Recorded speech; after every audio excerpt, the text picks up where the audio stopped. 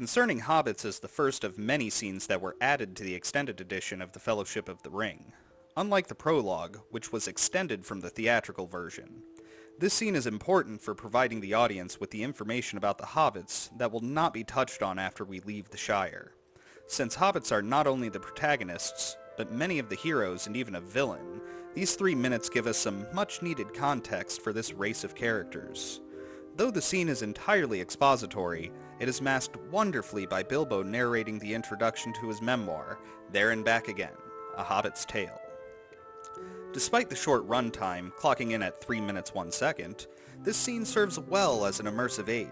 Not only are we introduced to the Shire and its quaint inhabitants through sweeping shots of the landscape and its lush greenery, when combined with the uplifting score, this mastery of sound and vision tugs at that place within us all that yearns to be in a rural land, burdened only by peace and prosperity, and far removed from the troubles of the larger world. To be a little person who is neither concerned by nor with the problems of the big folk.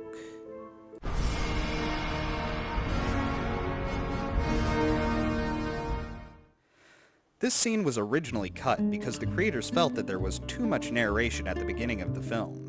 Combined with the prologue, the extended edition begins with 10.5 minutes of narration. The extras who played the Hobbits were found in the northern part of New Zealand, not far from the location of the Hobbiton set in Matamata. Each extra was chosen for their hobbity features according to director Peter Jackson.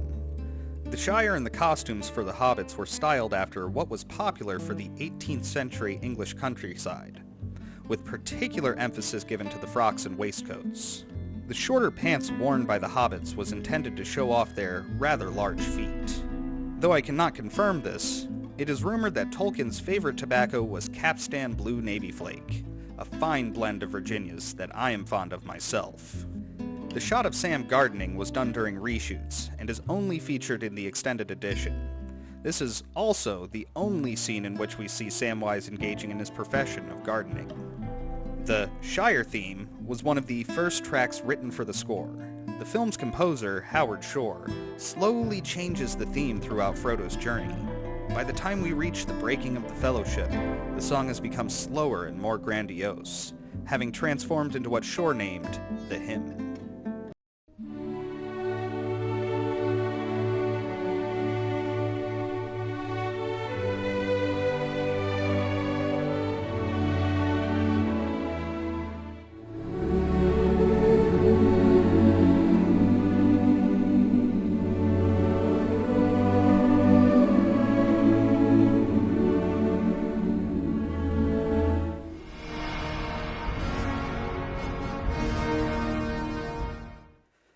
The building, or rather landscaping, of the Hobbiton set was a year-long process.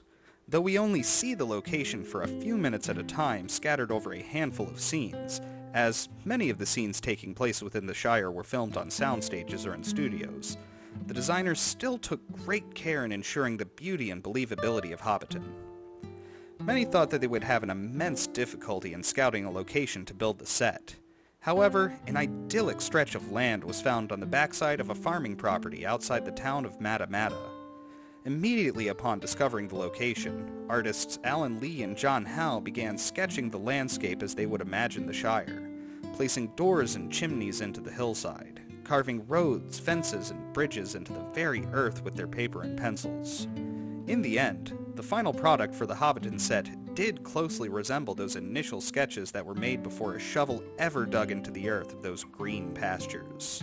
The process of making those drawings come to life included the excavation of over 5,000 cubic meters of earth, the draining of a swamp, the tilling of a field, the planting of the large oak that rests above Bag End, and the planting of thousands of other smaller bits of vegetation. That was followed by the building of the Hobbit hole facades, fences, stone walls, and the stone bridge. The hedgerows were taken from other farms in the area.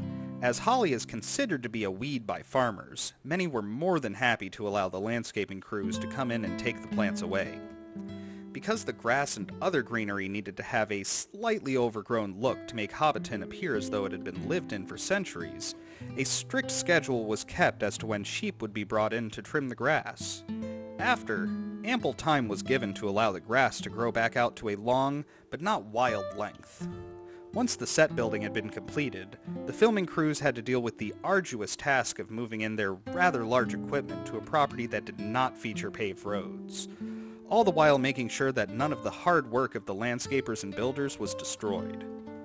Though this second prologue does not do much, or anything really, to move the plot forward, I am glad that it was added to the extended edition.